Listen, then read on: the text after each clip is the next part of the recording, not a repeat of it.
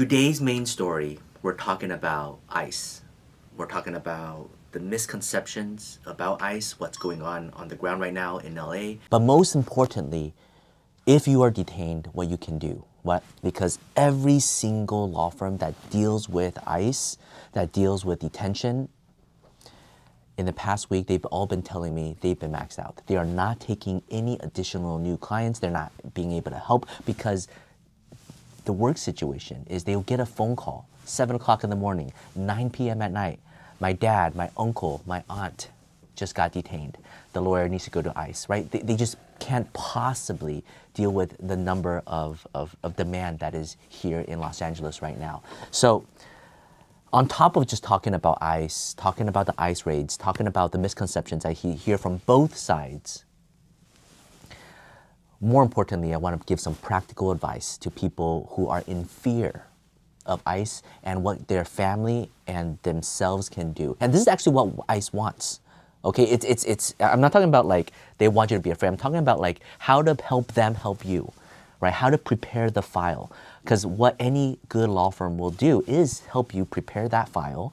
And so if anything should happen, you have it ready so you can get released. Okay, so that's going to be the part of the news story that I normally, during the news stories, we don't want to go too deep into practical advice, but I feel like that's extremely needed right now because all the firms that I'm dealing with that deals with these detentions, they just cannot handle any additional work. So we want to provide this key information. And related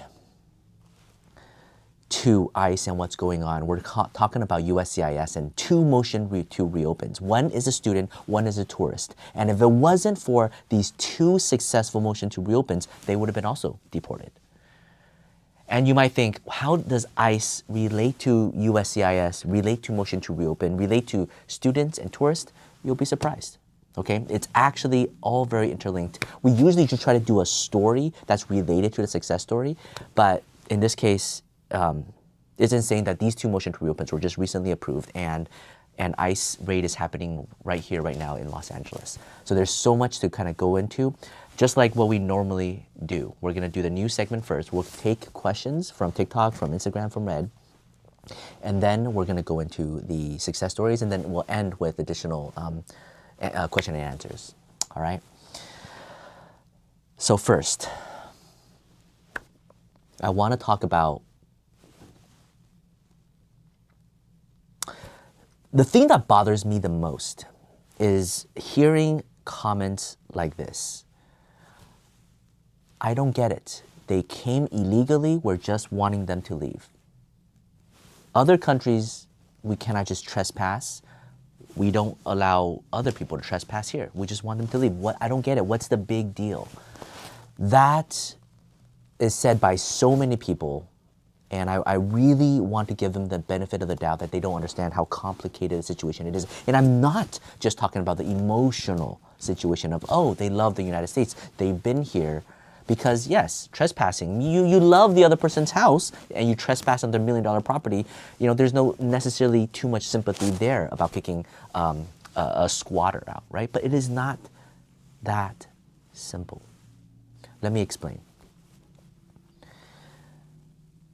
There are so many people who are illegal overstays, who are illegally here, who are undocumented, who are deportable, but it is largely because the system of immigration is broken and not necessarily of their ill intent. And that changes everything, right? So again, let me paint the picture.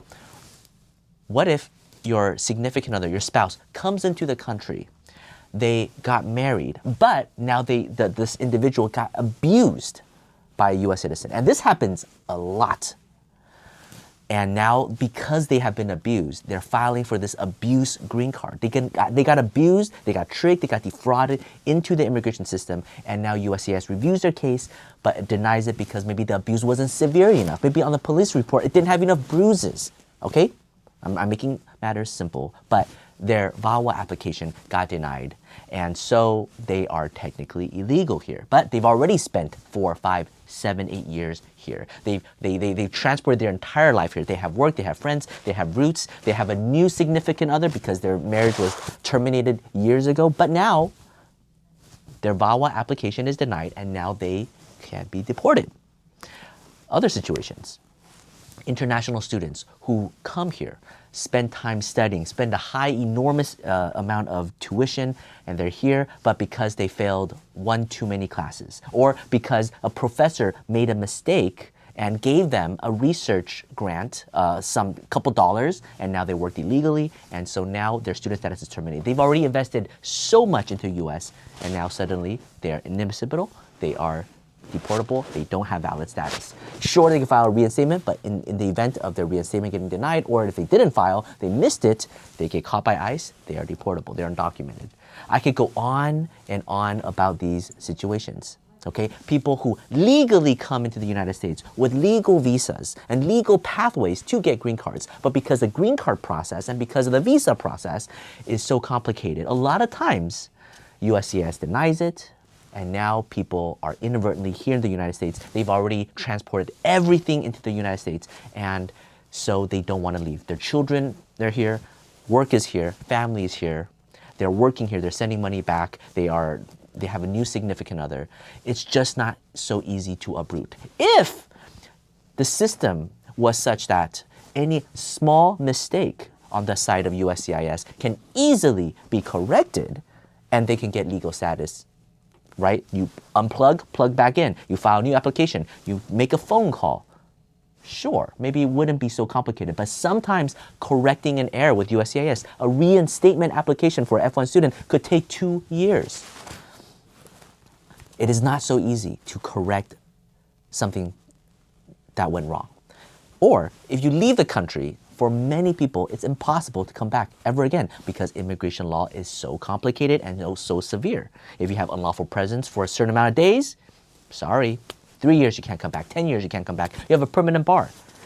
So because of the immigration system, it's so hard to get a visa to come in. It's so hard to get a green card, and so many mistakes happen at the USCIS level.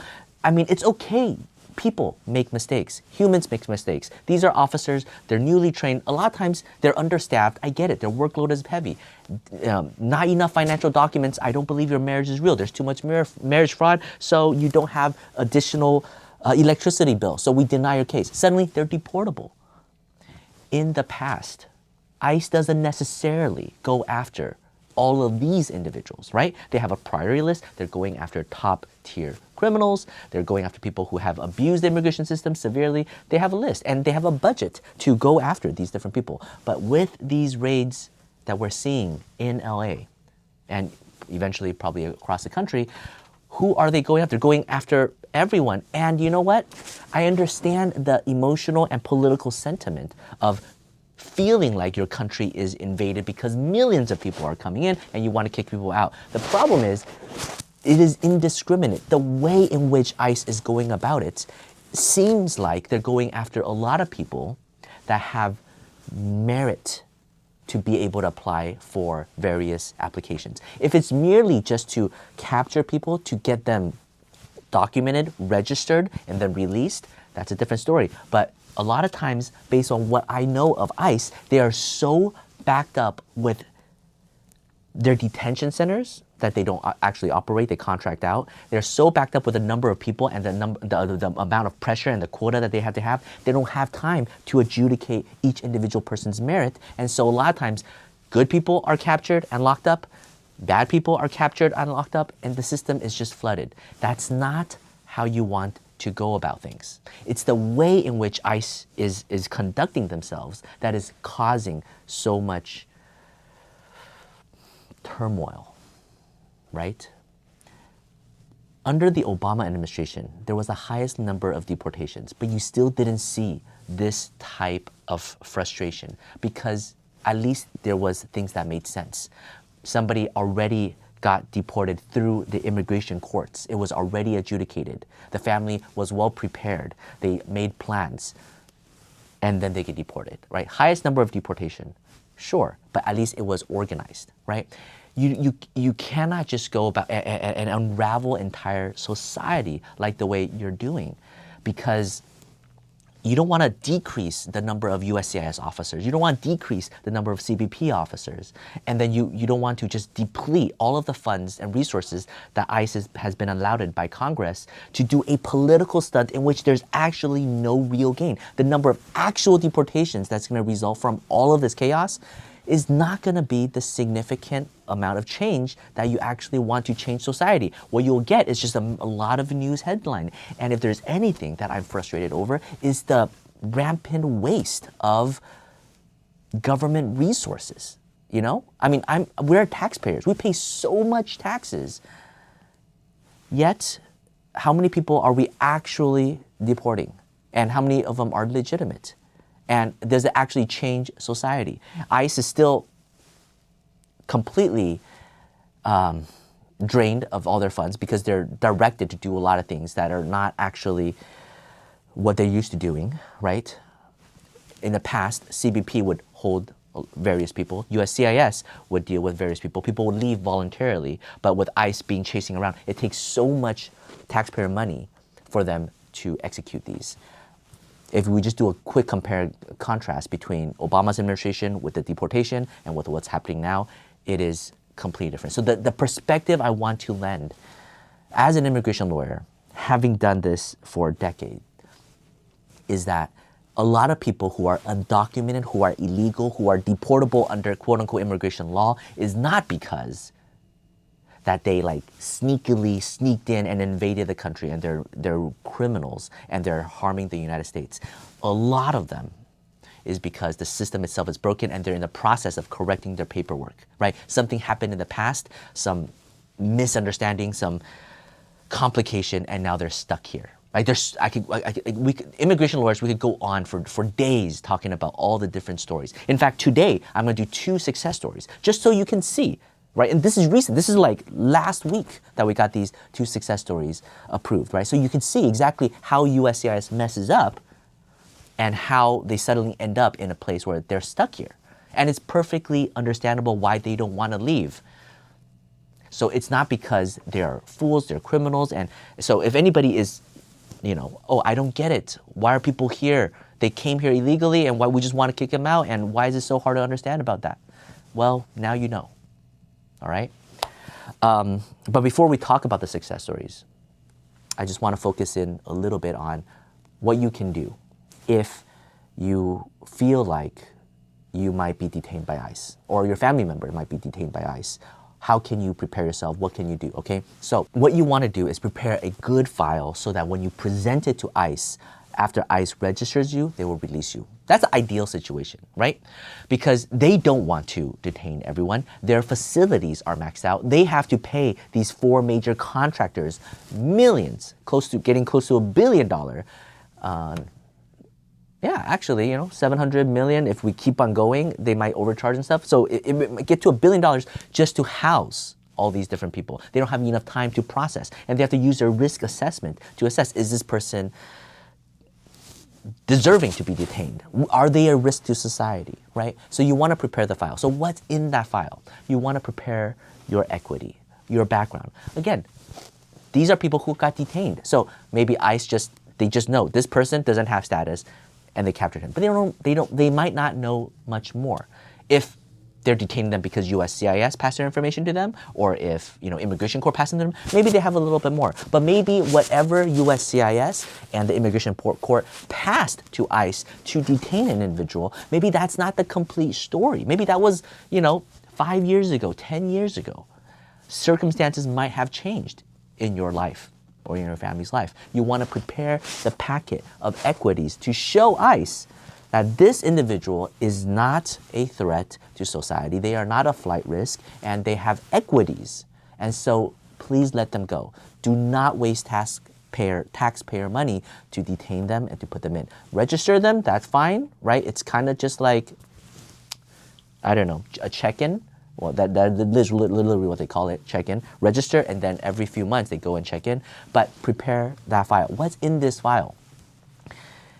If you have any immigration claims, USCIS receipt notices, filings, prepare that to show that there is a pathway to potentially being able to stay here. ICE is trained on a lot of the basic immigration grounds, right? Family immigration, Business immigration, not so much, but like a lot of removal proceeding cases, so cancellation of removal, removal of defense, various other equities. You want to prepare some of those claims. Show how long they've been here, where they work, their family members, birth certificates, right? Because if there are, I mean, a lot of these ICE agents, I know they're getting a really bad rep right now, but I just want you guys to know there are good ICE officers as well. There's like 20 field offices plus in California. There's like, I don't know, I think 50 or plus check-in centers. A lot of these ICE officers, they're going from government agency to government agencies. They want to be a good police officer. They want to fight for justice. They're working from one department to another department. They got transferred to ICE and they're working there and they're going to transfer somewhere else. But they're patriotic. They love America. They want to catch bad guys. They're not necessarily cruel individuals that want to tear the family apart, right? They have mothers as well, they have siblings as well, they understand. And within their discretion, they can use the system and look at the file and make an adjudication should they let such and such individual go to be reunited with the family, to not disrupt the economy, to not disrupt the workplace, right? So show the tax returns, show the names, the addresses, the work, the recommendation letters. You could go with the family, but be polite. Don't cause a scene, right? You're really just presenting your equities, your file, birth certificate, potentially pictures, plans ahead, the danger they will face if they get removed, right? So this file could be anywhere between 10 pages to 100 pages. They don't have time to review everything, so don't be writing paragraphs, right? Really clear, succinct sentences, big headers, highlight information, their name, to let the officer use this information, double check it with their data bank to see, okay, this person is safe. Now, if an individual has absolutely no equities, they have a long rap sheet of criminal record, they have no family here, they did cross illegally, they just came, well, that's hard to build a file. But for everybody else, what I don't want you to do is you have a lot of equity, right? You have substantial claims, you have filed with USCIS, you have immigration claims, you have all of that, but you didn't prepare it, and you go in with an antagonistic attitude. You start fighting with ICE, throwing things in their face. The ICE officer might have released your family member, but now they're choosing not to. And another person who is less deserving to be released gets released. You see what I'm saying? Don't help them help you. They are police officers. They're abiding by the law. And whether you agree with the way they're doing things, which I don't agree with with the policy in which they're doing it, but if you find yourself in the crosshair of America's politics and your family member is detained, prepare this file, okay? And when that happens, just go to the check-in, present everything. Be polite, sit there. You might have to wait a couple hours as they review everything, but sometimes we see they get let out within like 4 hours, 8 hours. Just know, ICE does not want to detain good people as well. Okay, I'm speaking on their behalf. I talked to a lot of them. The situation is that the detention centers are maxed out. They're full, they're flooded. They don't, I mean, the normal process based on their field manual, they're supposed to release people who are low risk as well, who have valid claims.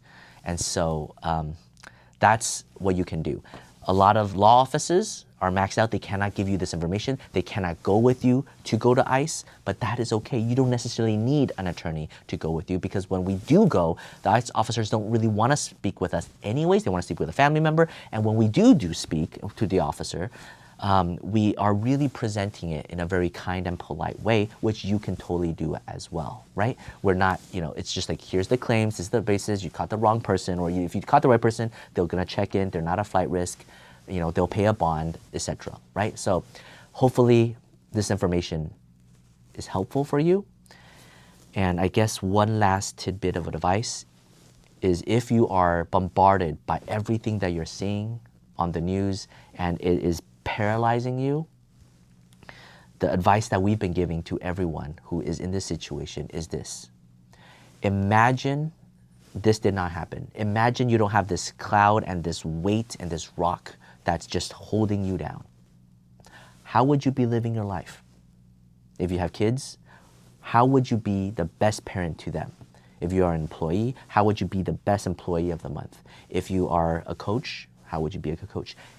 Whatever it is that you would be doing, living your best, absolute best life, if this did not happen, do that. Because by living your best life, by being the best parent, by being the best PTA mom or dad, that is the equity that you want to show ICE anyway. If you are detained, show how great of a parent, how great of a member of society you are. Those are the equity in which the ICE will consider and potentially let you out without putting you in detention. So don't let the news, don't let the political climate paralyze you so that you hide under a rock and don't do anything. Okay? The only thing you have to fear is fear itself because of the way it paralyzes needed energy and resources to live the best life that you need to live. Okay, I'll take questions and then we'll get into success stories. Okay, well, so before we get to questions, some people are pushing back on they are following the law, that ICE agents are following the law, or that they, some people are getting, they don't agree that they are reasonable. People are like, Right. want best in mind. ICE agents, obviously, they're police officers, they're hierarchy, they are complying and doing what they're supposed to do based on the hierarchy of command. And that command goes all the way to the top, and ICE is depleting all the resources. So I'm not saying ICE agents are like doing something illegal. Generally, to the best of my knowledge, they are doing what they're supposed to do. I don't agree. I don't think with the methodology. I don't think that's the best way to make America great, right? By deploying ICE in the way they are being deployed, right? So that's what I'm saying. Now, any blanket statement saying ICE is just all evil, they're all bad, that's probably incorrect. I know that's probably coming from a place of strong, intense emotion, and I get that. But there definitely are good apples and bad apples. And you cannot possibly say the ICE as an agency just should not exist. In any country with borders, with immigration laws, you should have a department like ICE. But is the way in which it's positioned right now and what they're doing, is that fair? Is that good? Is that great? That is, I think, a different topic that we want to talk about, right? F1 out of status for 2 years in the U.S. I left the U.S., but then I won the DV lottery. Am I banned? Great question. You will have a hell of a time arguing your case before the consulate, saying that my student status was duration of status for DS. It got canceled, but I continued to study. You tried to do a reinstatement, you were not unlawfully present, and then you try to go through DV and to say you do not have unlawful presence, so you deserve to come to the U.S. It's gonna be very difficult. Most likely it'll be denied, but at least you could try. Kids turned 21. Is this a bad time to start adjusting from a 30 years old D1 crew 245I? I would say if you have a valid application that you can file to help yourself adjust status, do it. Because at the worst, it gets denied, but at the worst, you file it, you at least have a protection against any sort of deportation. And at the best, you get a green card and you're able to stay in the US. It might be pending for longer than the past. It might be more heavily adjudicated. You might have to prepare more documents. You might have to spend more weekends working on your case. But best case scenario, you get the green card. And I think that is worth it. What if they hold on to someone who has, I assume this is ICE, if ICE holds someone who has an I-130 petition in progress? Right, so this is not uncommon. We actually see this pretty often. What you want to do is prepare that file, right? And you want to go in and say, look, this person is not a flight risk. They have a way to get a green card. If you want to register them, you want to put them through deportation court, that's fine. Let us pay the bond. Let us pay the bond with you first. Don't go through immigration court. It's too long. It's a waste of taxpayer money. It's a bona fide marriage. Here's all the proof, right? Convince them that this person deserves to be let out and would probably get a green card without wasting ICE's time, without wasting the immigration court's time. They may or may not believe you, right? And it might be not in their place to adjudicate that because they have too many things, but at least you can do your best. And, I-130, What if it's the 5th I-130 that they got filed, and because they have so many other previous denied I-130s and denied 45s, the officer will look through their system. They trust their system more than anything else. But if it is a clean situation, you have a good chance in trying to convince the officer, the ICE officer, to directly get let out with a small bond. So I know we don't do court appearances ourselves. Yeah. They're trying to deport me because of my protest for Palestine, and I have a court date coming up. That is from the new, yeah, so we don't do that, removal defense, but from all the news that I've heard, that is extremely difficult to combat. So you really want to build up a really strong equity to counter that, right? I mean, in other administrations, it wouldn't be that big of an issue, but right now, it absolutely is. So I would definitely plan for worst case scenario of them executing the deportation order, and now you have to try to find a waiver to be able to get back. My husband is AOS, but he's a serious crime and has AP. Should we stop the process of adjusting? He is DACA as well. I guess that depends on how severe the criminal issue is, right?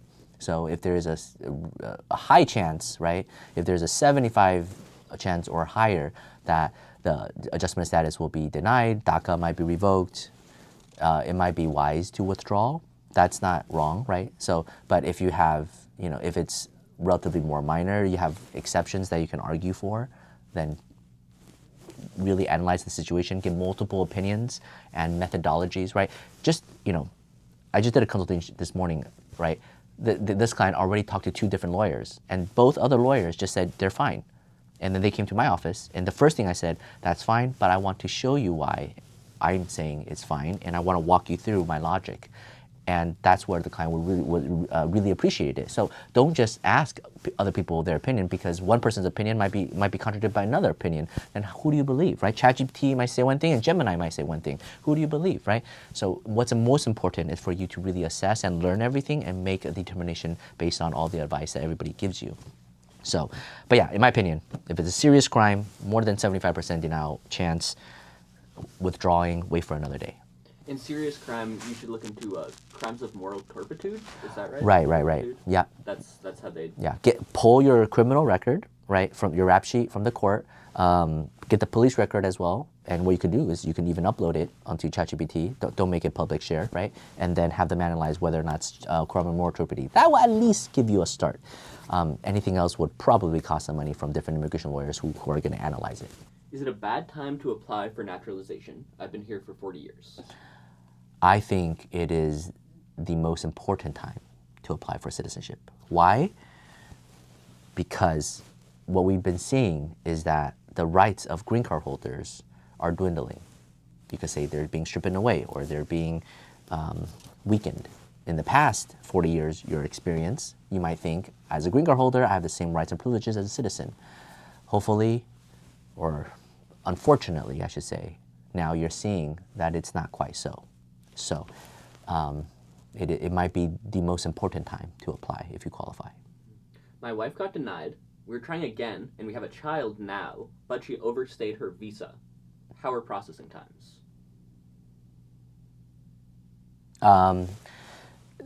About the same, right? A year. We always tell our clients right now, 1.5 to 2 years, assuming you're a U.S. citizen. Miracle happens, less than a year, but you should, budget for that time. You just had a kid, you're probably really busy at home.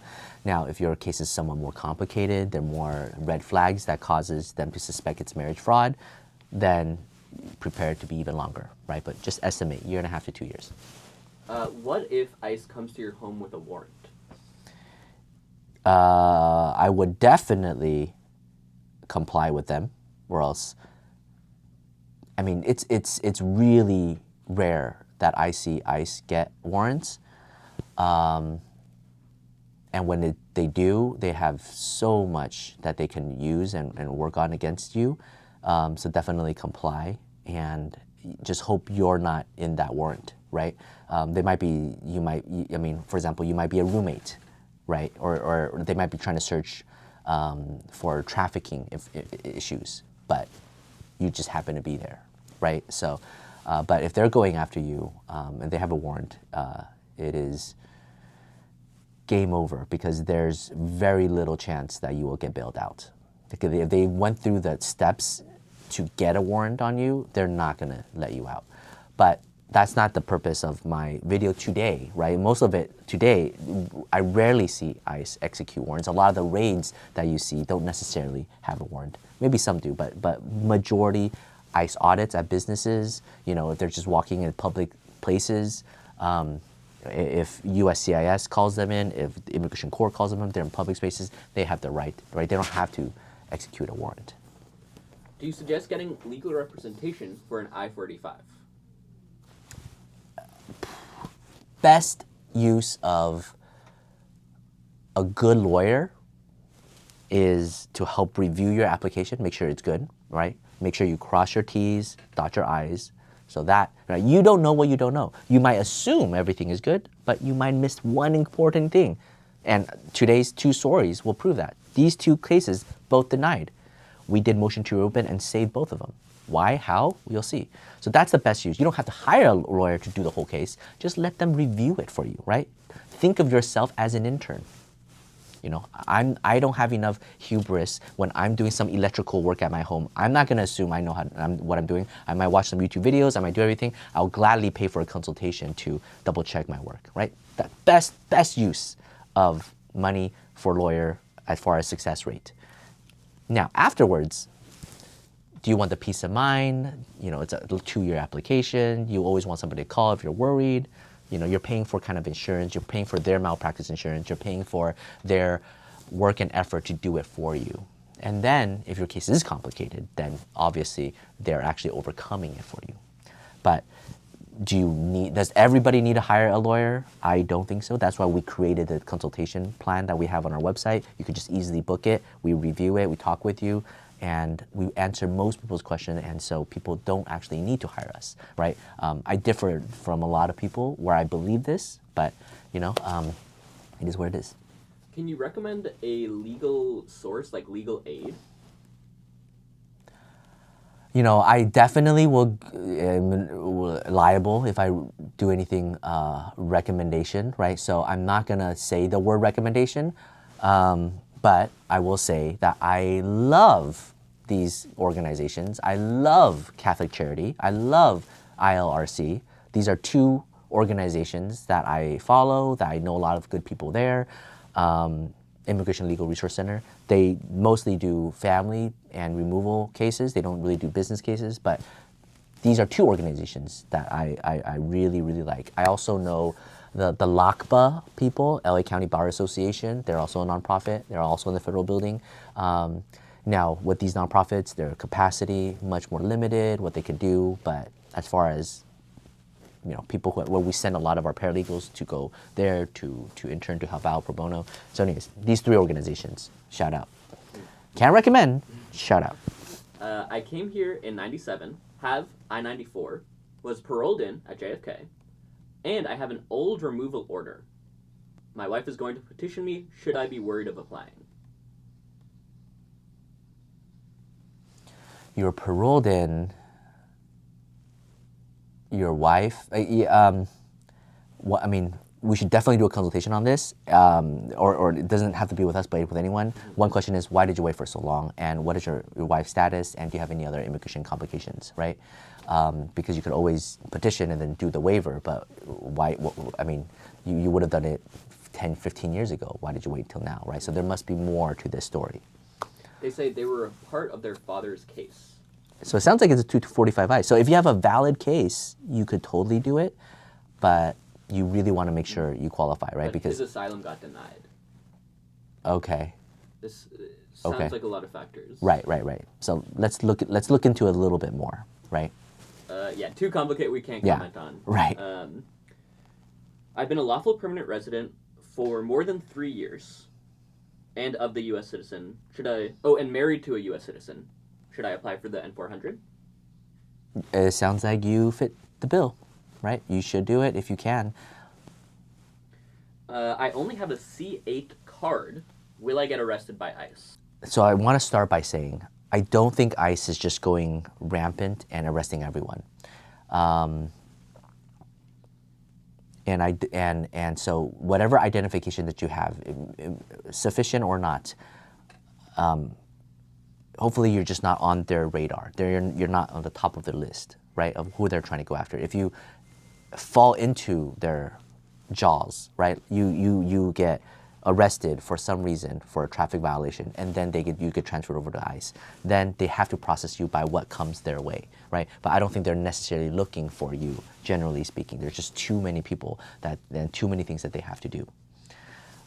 So will they arrest you? It depends if you fall into their hands. Now, and you can potentially get bailed out if you have a good file. Misdemeanor forgery and theft, can you get citizenship? Potentially not. You really want to get the police report, the court documents, the minutes, and be able to explain that it is not crime of moral turpitude. Try to explain that it hasn't been in the past 5 years, right? So it depends on the date. And also, you really want to argue that it falls within the exception, right? The sentencing requirement. And you've been reformed. You're a good person. So it was a misunderstanding. It was a plea deal. So it depends on a lot of things. It doesn't even matter if the case was dismissed, right? So these are the things that you want to look into. Yeah. How do you know if you're in removal proceedings if you haven't received a letter or mail? They overstayed on a work visa. Great question.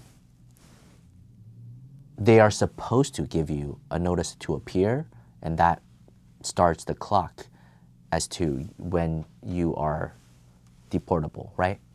But a lot of times they get mailed to the wrong address.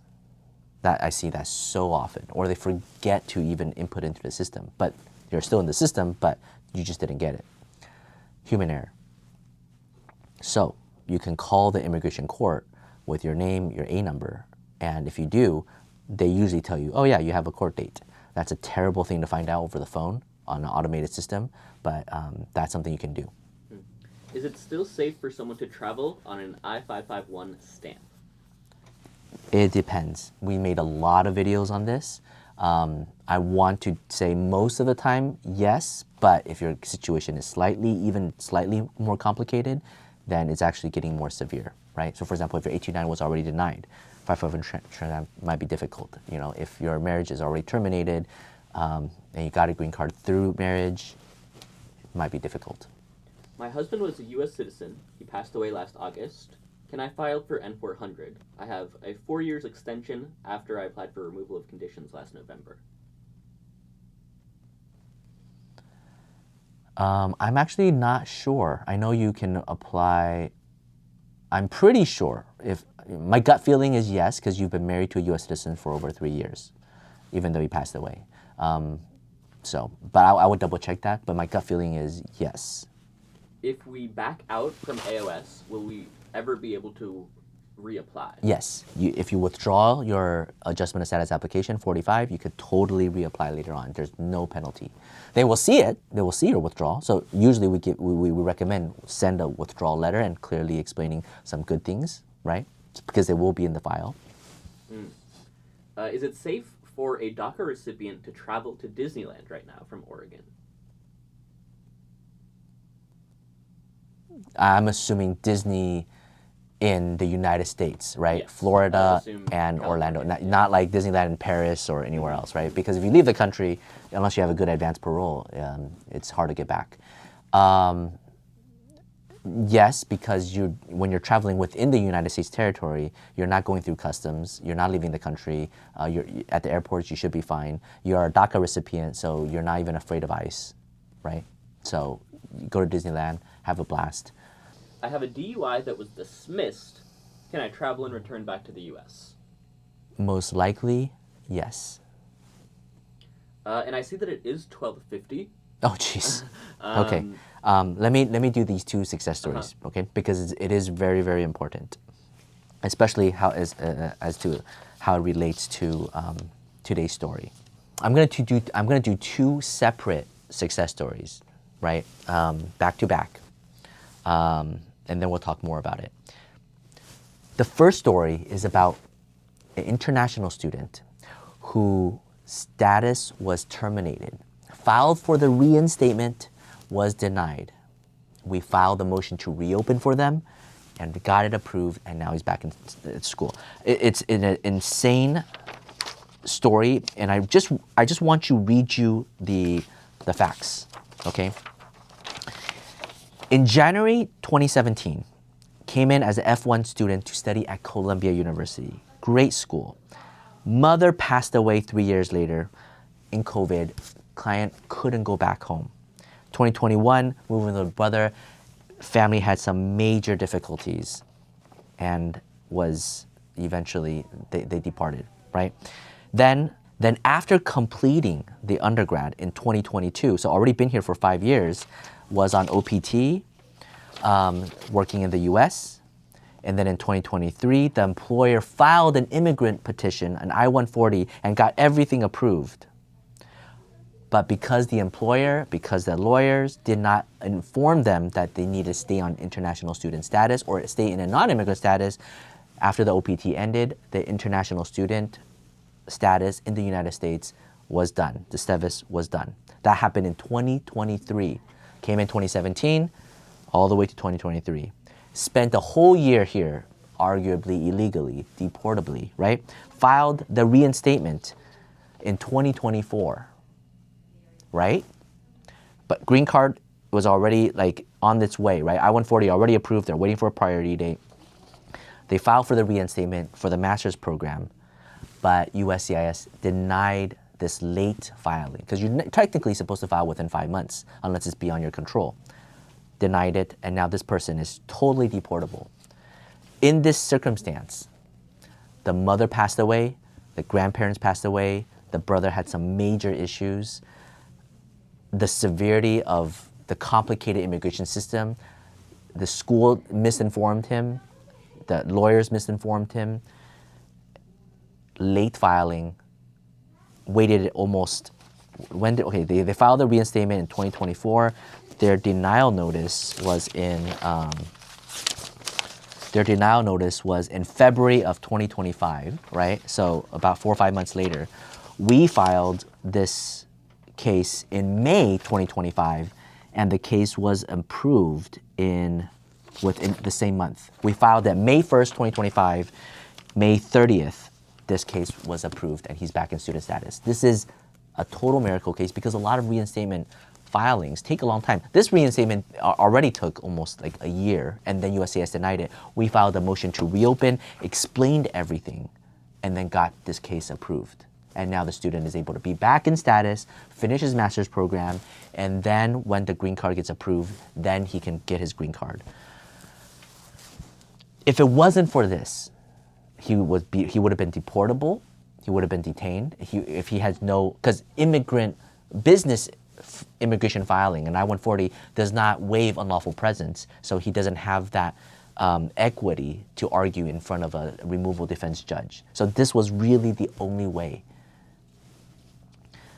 Was USCIS too hard on him? Well, to the USCIS officer, you should have filed your reinstatement within 5 months of your status being terminated. It's your fault. You didn't do it. They denied the case. You didn't prove it was beyond your control. Now, based on the instructions, based on what they can find, nobody knows how much you need to prove for these reinstatement. Now, we know how we do it, but we don't set the law, right? We just go all in. We just go full force, right? We provided 11 exhibits, wrote a 4-page single-spaced attorney brief explaining why the situation was beyond his control. Most people don't do that, right? They fill out a form, they write like half a page, they provide a few documents. Some succeed, some don't, but we just don't want to leave it up to chance, so we go all in, full throttle. But this demonstrates to you that a lot of immigration applications, more than 1 million applications, are being filed with USCIS, like substantial applications. We're talking about like asylum claims, I-140s, I-130s, adjustment status, and 400, right? All these meritorious applications. If they get denied, these are individuals who've been in the US for sometimes over half a decade or even more. How easy is it for them to just pick up their bags and leave? And so for ICE to directly go after these individuals, it is so heartbreaking. And it is not what you see on the news, right? What you see on the news is, okay, there's all these, what you're hearing, right? And what the motive of deploying ICE is that there's so many people illegally coming into the country, so we need to kick them all out. Let's say 1 million people cross the border. More than 1 million people apply for these applications. And a lot of these applications get turned down for various procedural documentary issues, right? In this case, maybe they should have provided more death certificates, but they didn't know they needed to, so they failed to provide it and they denied it, and now we filed the motion to reopen and we got it approved. It's a documentary issue whether or not this student can be in status. But for USCIS, the case was denied, transferred over to ICE. ICE would be able to pick them up. So I'm just showing you the immigration system is extremely complicated. I'm very happy for the student. I'm happy that they have everything that they want now, but I'm sad that they had to go through this extremely complicated process. Couldn't it have just been done over the phone? But anyways, that is the success story about this F1 international student and how we got them approved within 1 month. Okay, so that was the first success story about an F1 international student visa. Now I want to talk about a tourist, okay? So the second story that we want to go over today is a tourist coming into the United States, but filed an extension and the extension was denied. So came in for 6 months, want to stay for another 6 months, was denied. Guess what? Now they are illegal, now they're deportable, now they're a visa overstay, now they'll probably never get a visa again. And so we filed a motion to reopen and it was approved. We filed it March 2025 and it got approved May 29, right? A few days ago. So 2 months motion to reopen. Why? Well, it was a single denial, right? The decision basically said, you have an I-130, right? You have a marriage petition. This is the case number. So we don't believe you're a tourist, case denied. This is just straight up fist throwing now, right? Because we argued, we didn't file a motion to reopen, we filed a motion to reconsider and a motion to reopen. But we threw in the motion to reconsider because we argued, you got the law wrong, homie.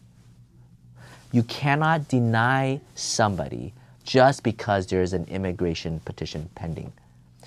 Having an immigration petition pending might give you thought that this person has immigrant intent, but you cannot just deny them. Give them opportunity to prove that this trip and this extension is still within the parameters of a tourist, right? Somebody can totally be a tourist, come into the United States, have an immigration petition pending, leave, and then get a green card later on, right? These are not mutually exclusive. How can you infer, deduct, and conclude as cop and judge and jury just to say, oh, I see a case number, boom, your tourist visa is denied. Boom, you're illegal overstay. Boom, ICE is going to detain you and deny you, and you're never going to come back to the US, and you have unlawful presence, and you're going to apply for a waiver. That is way too cruel, unjust, unfair, and not who we are as an American institution. So we filed the motion to reconsider, filed the motion to reopen. We proved beyond a reasonable doubt that this individual came into the US purely as a tourist, wanting to stay here. And because he fell, because he has hospital records, he could not leave. The doctors do not recommend him leaving, so he filed for this extension. He did not want to stay. He had all these businesses overseas. He wanted to go back, but he couldn't go back. And now his extension got denied, and now he's an illegal overstay. He'll not be able to get his visa. Now you forced him to change his plans.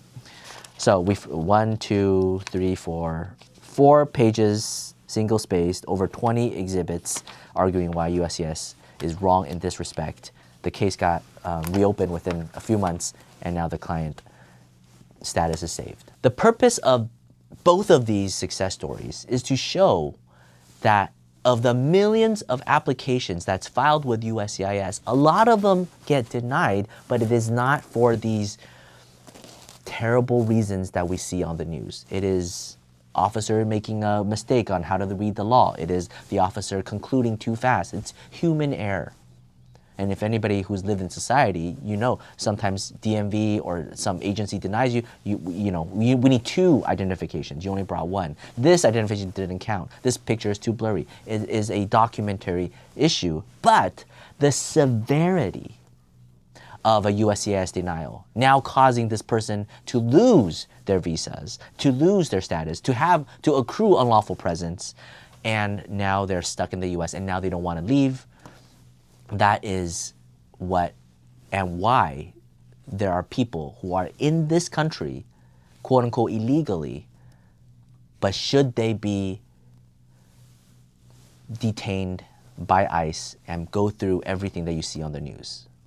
Arguably, it is not, right? And I'm just saying there must be a better methodology in which we go about improving our country, right? The people who really shouldn't be here, yes, they should be targeted and deported. But what about so many other people? And I'm just saying it's because of the broken immigration system that caused all these people to be in this situation. And if you want to extrapolate further out, why did so many millions of people in the past 10 years cross into the country illegally from South America, from Mexico, from all the other countries around the world? Let's not even get it into that about what U.S. caused around the world that caused so many people that need to seek refuge here, right? So that's beyond the point. I'm just saying, legal immigration-wise, legal immigration is so broken that people are now forced to make this choice that they are now stuck here and in the process of pursuing their legal pathways to green card and citizenship. They are in this limbo. So, with that being said, those are two success stories. I'll answer a few more questions and we'll wrap up today's show. And also, just letting everybody know, next week I will be at the American Immigration Lawyer Conference in Colorado. So we won't have a show next Thursday. Or if we do, it will be live over there. So that'll be exciting. So we'll see. Okay, so last couple of questions before we wrap up. What are the consequences behind claiming your citizenship when you're not? Oh, that's really severe. So that's almost a permanent bar. That is a permanent bar. So you really want to prove you did not do that. 3 DUIs over a 20-year period. Will my citizenship be approved or will it trigger deportation proceedings? That is complicated. I've definitely seen it go both ways. Let's talk about those DUIs. Let's talk about everything else that happened in your life. Let's talk about who you are. Hopefully you have enough equity where USCIS would not want to transfer your case to ICE. And if ICE does get it, hopefully you will be able to get bailed out. And hopefully if you do get bailed out, you can get cancellation removal and get your green card back. So run that analysis, right? Run the worst case scenario analysis. If you're able to do cancellation and removal and get your green card back, then I think it's almost worth it to pursue the green card, right? The citizenship. What if your spouse never filed taxes because he's on SSI? Is that a problem? Public charge issue, right? Are you eligible? Are you a burden on society? If you guys don't have enough sponsorship, maybe they will deny, because to apply for a green card, right, and to apply for citizenship, you also need to prove you are not a burden on society, right? And Joseph, I know that you have like a meeting coming up. Yep. So I think we'll wrap it up there, everyone. Sorry that we couldn't answer everyone's questions. We will be going live next week as well. Feel free to book a consultation on our website as well, especially if you have more questions about a case we talked about a lot this time. Yeah, Joseph, I know it's a really scary time. Yeah. Yeah. So. But yeah, like I said earlier, live your best life now, because how you live out your life is the best case to why ICE should let you stay in the country, why USCIS should grant you your green card. Do not be paralyzed by fear. Okay? Take care. Bye. Thank you, everyone.